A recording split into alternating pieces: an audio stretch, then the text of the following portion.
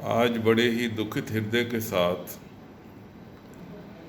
सिख पंथ की तरफ से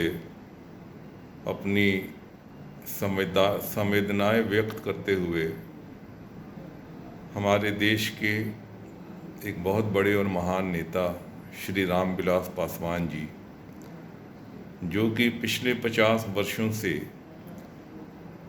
भारत की राजनीति का एक मजबूत स्तंभ माने जाते रहे हैं।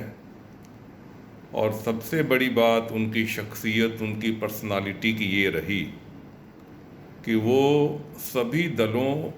के साथ और सभी इंसानियत को मोहब्बत करने वाले जितने भी लोग थे उनके साथ उन्होंने अपना रिश्ता बनाया, संपर्क बनाया और सबों का प्यार उन्होंने पाया और सबों के दिल को उन्होंने जीता। जब 1984 में सिख कत्लेआम हो रहा था और दिल्ली की सड़कों में सिखों को मारा काटा जा रहा था और हज़ारों की तादाद में सिख जो हैं वो दिल्ली में, कानपुर में और सैकड़ों की तादाद में Bokaro steel city district Bokaro Jharkhand में मारे गए थे। तो विशेष तौर पर दिल्ली में पासवान साहब उस समय एमपी थे। उस दंगे के पीरियड में जबकि पूरा दिल्ली शहर जल रहा था, पासवान साहब, उनके साथ ऑनरेबल हमारे देश के चौधरी चरण सिंह जी, चौधरी देवीलाल जी और श्री शरद यादव जी, इन्होंने पहले तो खुद अपने प्रयास से उस कत्लेआम को रोकने की कोशिश की, पर जब देखा कि वो चीज़ें कंट्रोल से बाहर जा रही हैं तो उन्होंने राष्ट्रपति साहब के यहाँ उस समय गुजारिश की, पहुँच के उनसे मिल के कि जितनी जल्दी हो तुरंत फ़ौज बुलाई जाए,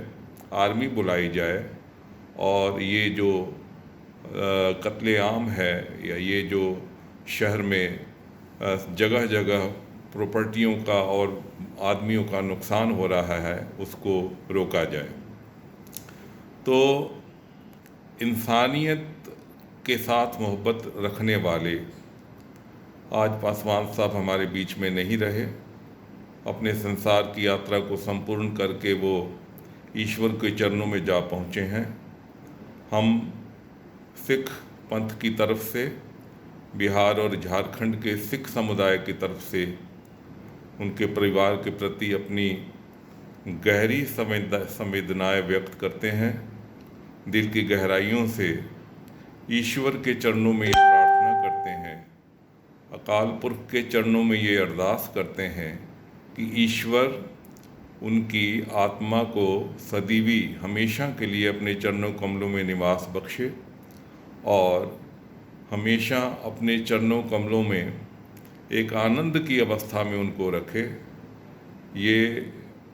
उनकी एक शख्सियत थी कि उस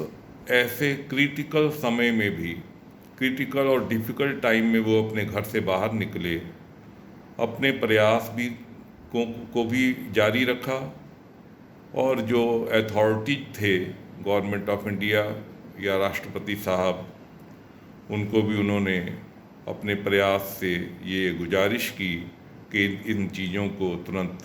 रुकना चाहिए। हमारी गहरी संवेदनाएं उनके परिवार के साथ और ईश्वर के चरणों में दोबारा फिर एक प्रार्थना और अरदास कि ईश्वर हमेशा के लिए उनको अपने चरण कमले में निवास दे और उनका जन्म मरण का जो ये चक्र है उसको हमेशा के लिए समाप्त करके